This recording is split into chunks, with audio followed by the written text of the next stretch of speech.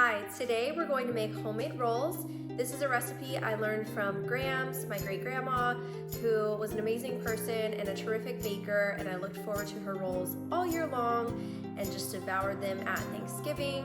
And so now I make them for my own family. So let's go ahead and get started. These are yeast rolls, so we're going to start with 2 packages of yeast. So first, we'll pour the yeast into the bowl.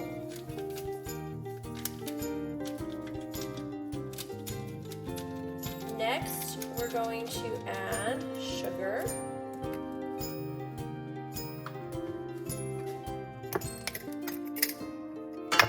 This is 1/4 of a cup. We'll start with that. Just get a little bit more so I can have it all very full. Okay, and then we are adding some warm milk.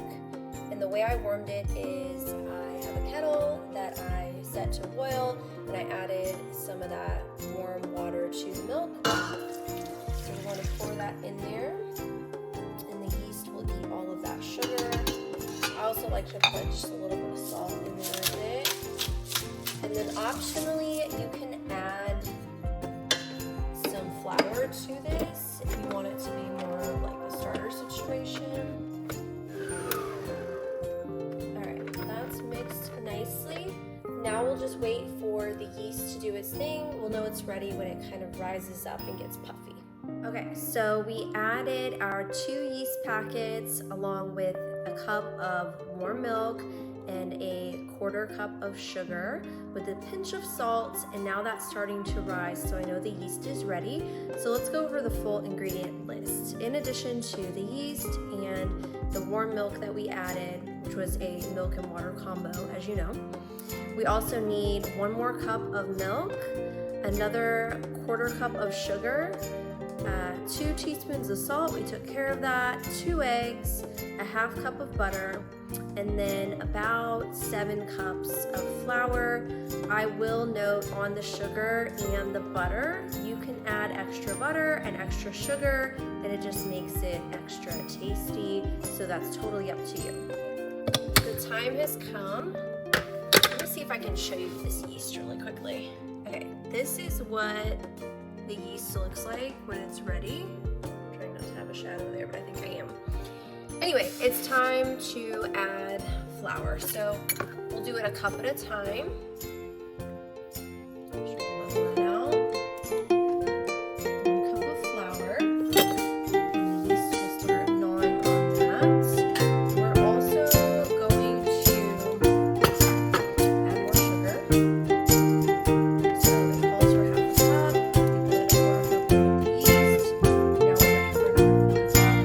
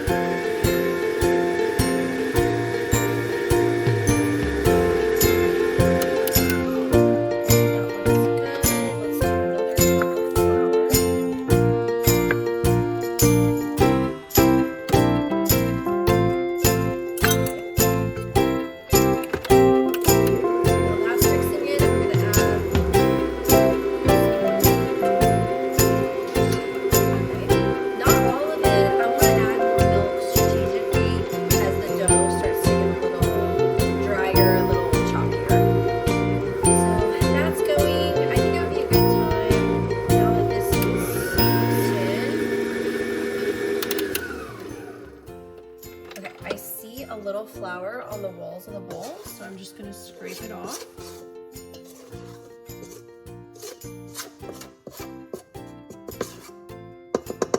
Okay.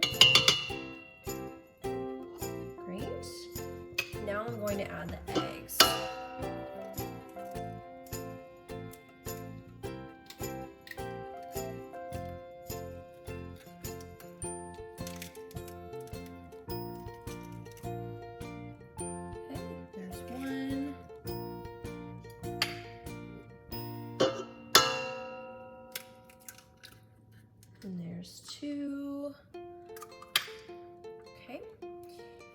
then I'm just gonna rinse my hands really quick. Okay, now that the eggs are in, I'm going to add our 3rd cup of flour.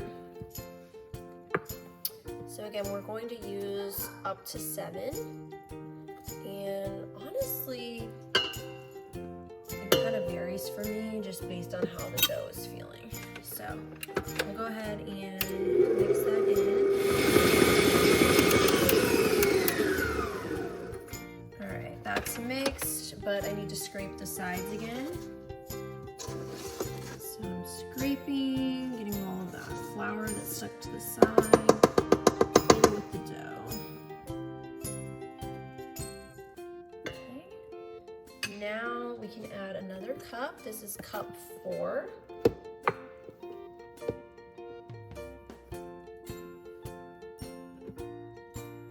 Good. I'm going to add the rest of the milk with that. And let's go ahead and mix. All right, so we're getting kind of the consistency that I want.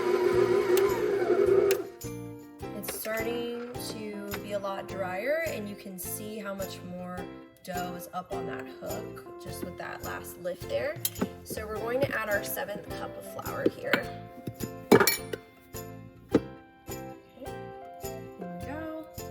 And if you have a big family, you can always double this recipe.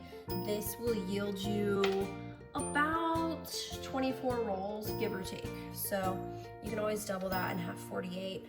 I couldn't tell you how many batches Grams used to make for Thanksgivings. There were so many people there. It was quite a few. All right, let's mix this. I'm doing it low. There's a lot of flour that needs to be worked into the dough. I'm also adding more oil.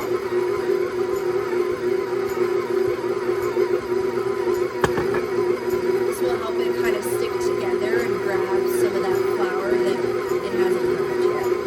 Okay, the dough has risen. The oven is preheated to 375, so we're ready to roll out some rolls, and I have 2 special helpers here with me. Okay, so my 2 special helpers are going to help me roll out these rolls. Let's do it, girls.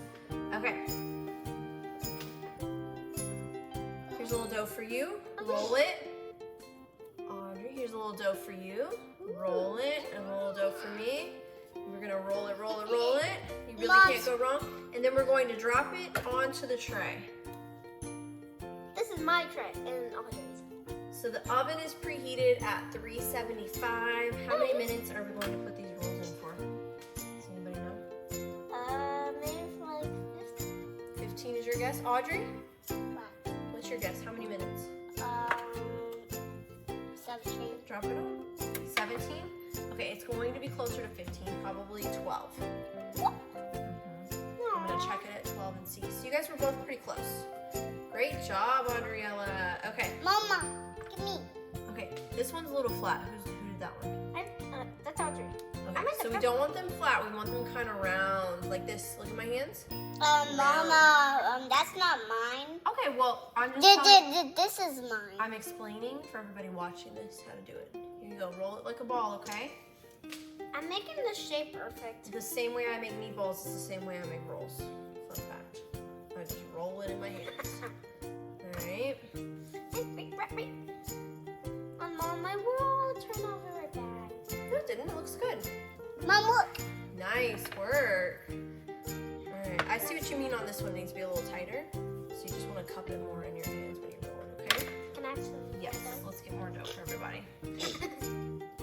Okay. One for you. One for you. Okay. Roll it into a nice ball. This is fun. Yeah, backbone. I like it. Mom, is this good? That looks great. Alright, let me line these into rows here. I'd rather put it random. Here, Audrey.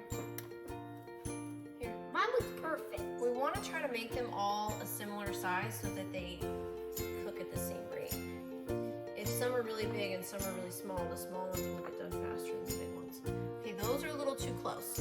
So this is a good note for everybody watching. We want to space them out like an inch apart minimum so that they don't run into each other when they're expanding as they bake. Okay. Some of those are looking a little small. ball, so we might have to make them a little bigger. Those last couple that you made look great. Yes. Are you ready for more? Yeah. Okay, I'm actually going to have you make this one bigger, and you make that one bigger. Okay? So I have to add the dough here? Yeah. Add it and then roll it into a ball again. Oh no. How's it going for you, Audrey? Good. Woke mine. Nice. Okay, let's put it on. I think that's all we need as soon as Gia gets hers. Mama, can I have another one? Oh, One yeah. more. Yeah, okay. I'm making the biggest one. Gia, get yours rounded and then let's get them in the oven. I want to make a lot of rolls. Nice job. Mama, I want to make a lot of rolls. Well, look, this looks like a lot. What do you think? Gia, I'm ready for you. It looks like it's flattered, but... Mom, it's okay. Sometimes you could go like this. You could cup your hands and just kind of toss it and roll it lightly and you'll get it into a tighter ball. Okay? I just need... All right, it's time to put these in the oven. I want to help you. We're ready to put the rolls in the oven. We're going to set the timer for 12 minutes. And while we do that, we're going to sew this shark pillow. So let's go ahead and get these rolls in the oven. Girls, stand back, it's a little hot, okay? We're going to put them on the top rack. And now that they're in there, we're going to set the timer for 12 minutes, hit start, and let's see how fast Mommy can sew this pillow. So sewing is a really practical skill because pillows and stuffed animals and all kinds of things sometimes get holes in them like you can see here. And instead of throwing them away, we can just fix them. So, step one, does anybody know what step one is? Yes. What's that? Fall directions. Okay, that's a good guess. We are going to put the needle, we're going to put the thread through the needle, okay? Where's the hole? So, right here, it's very small. All right, sometimes the thread will cooperate and sometimes you have to lick it, which sounds gross, but it's the trick. Okay. That's how grandma's do it. That's how grandma's do it. So grandmas do it, that's true. That's the way I do it. Ooh, okay, we got it through the needle, so now we're going to pull it through and tie a knot. Tie mine until it punches. Never mind. Okay, so we're tying a knot to secure the needle. We'll want a few knots here just to make sure that it doesn't come loose. Where's Audrey? I don't know, hopefully she comes back. Audriella, come watch. So you can learn how to fix your stuffed animals or your pillows or your pants or anything that gets a hole. Okay, so I've chosen a navy colored thread. Audrey, I've chosen a navy colored thread because the pillow is blue. So you want to select a color that's as close to the item you're sewing as possible. Okay, let's get started. Gia, check the clock and see how we're doing with time. Okay, to start, I'm going to stick the needle through the fabric on one side, and then I'm going to push it through, and we'll go under on this one. So I'm pushing it through to the other side so we can close off that hole. How many minutes, baby? What does it say up there? It says 250. No, on the oven. 9. Okay, 9 minutes. All right, let's see if we can fix this in under 10 minutes. Y'all ready? Yes. Okay, so I'm pulling a good amount of thread through. I'm just guessing how much thread I'll need for this hole. All right, and now I'm going to go back in on this blue side, push it through to the gray side or the opposite side here. Okay, do you see how I'm pulling this through? I'm pulling the thread through. So we are stitching the pillow, and we're just adding thread to close the gap. 9, 10, right? And And really, you just repeat this a bunch of times until the fabric is sewn shut. Okay. Yeah. 8 minutes. I think we're gonna make it, guys. Yeah. I don't know how long sewing takes. Like, Well, not too long for something like this. And one thing about sewing that I like is that there aren't really a lot of rules if you're just sewing to fix something for functionality. If you want to make it pretty, then there's more rules, but for practical use, it's very easy. I want to make it pretty. You like to make things pretty? So for the prettiest sewing, honestly, I think a sewing machine is really good. Time to take the rolls out of the oven. Ooh, they look so good. What? You guys do great. One trick that I use is sometimes I'll put it in a muffin tin and that keeps them all about the same size. But I don't mind having different sizes personally. Okay, those look really good. It's time to put them in the glass. It's time to fill this glass dish. This will keep the rolls nice and fresh and it'll trap a lot of moisture for us. So let me get my handy dandy tongs because these are hot. And let's just transfer them over. Those look so delicious. I really want to try one. Thank you. Let's let them cool off a bit. Okay. Alternatively, you can use a cooling rack and just put them on the rack to cool off. But we aren't going to eat these yet. I'll let you try one, but they're for dinner really.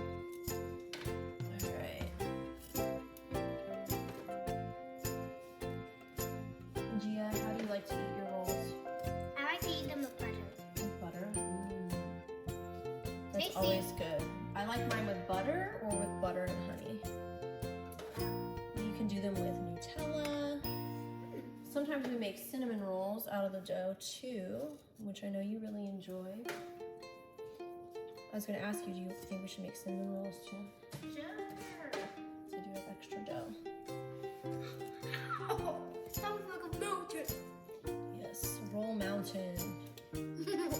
Alright, so. Well, that's a new kind of mountain.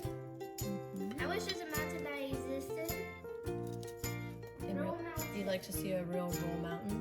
That would be something. If it falls over, then I'm gonna eat it. Okay, so let's take out one for us to test.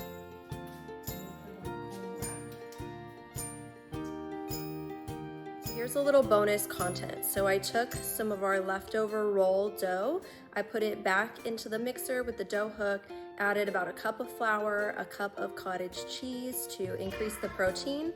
I also added some vanilla extract, mix that together. Now I'm going to make cinnamon rolls. So what I'll be doing is adding brown sugar and cinnamon on the inside of the rolled out dough, and then I will cut them into strips, roll them up, put them in the oven, and for the icing I'll be using Greek yogurt with maybe a little bit more vanilla and some cinnamon thrown in there. I'll get that whipped up in the mixer. You can also do heavy whipping cream and do like whipped cream on top if that's what you're into, or you can do a cream cheese frosting with cream cheese, sugar. Oh, that's the key, confectioner's sugar. So you'll want to do about a cup of that as well with whatever you choose. So I'll be doing a cup of confectioner's sugar and about a cup or two of Greek yogurt for the frosting. All right, here we go.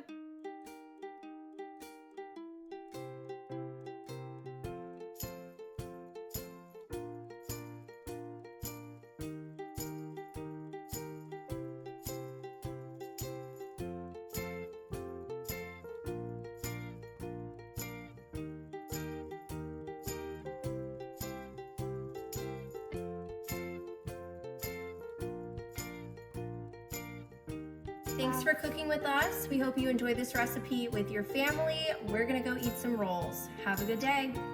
Bye.